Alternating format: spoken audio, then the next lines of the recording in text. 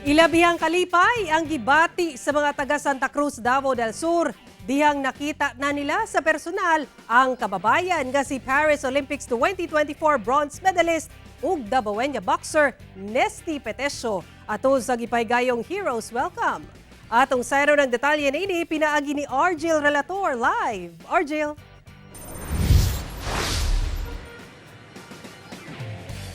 Sara, tungod sa dakong dungog nga dala ni Nesthy Petecio, dili lamang sa tibok nasod kundi lakip na sa iyang hometown ni Santa Cruz, Davao del Sur.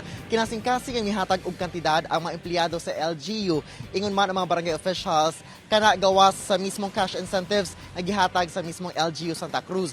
Karon human sa Paris Olympics 2024 ginapangandaman na sab og goal ni Nesthy nga masungkit na gayud ang gold medal sa LA o Los Angeles Olympics 2028. Mainitong giatangan sa iyang mga kababayan ang pag-agi sa motorcade ni Paris Olympics 2024 bronze medalist Nesthy Petecio, agig pagtimbaya sa iyang kadaugan. Gituyok sa motorcade ang boundaries sa Santa Cruz, gikan Davao City ug Digo City nga lakip sa Heroes Welcome nga giorganisa sa LGU Santa Cruz sa Davao del Sur.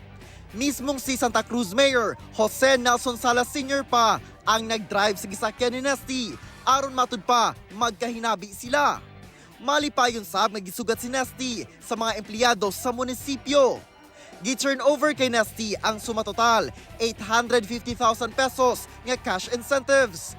250,000 pesos niini ang gikan mismo sa LGU. Samtang naghatag sab ang tanang mga empleyado o opisyal sa LGU ug barangays agig pagpasalamat sa dakong dungog nga dala sa kadaugan ni Nesthy. Nagpasalamat si Nesthy sa walay puas nga suporta sa iyang mga kababayan o gipahayag ang iyang dakong garbo nga siya usa ka taga Santa Cruz.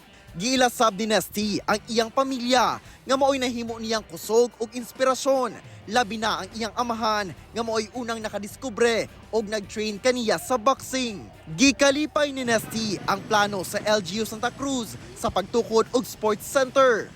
Miyerkules sa hapon, dihang nag-courtesy call sab si Nesthy kay Davao City Mayor Baste Duterte.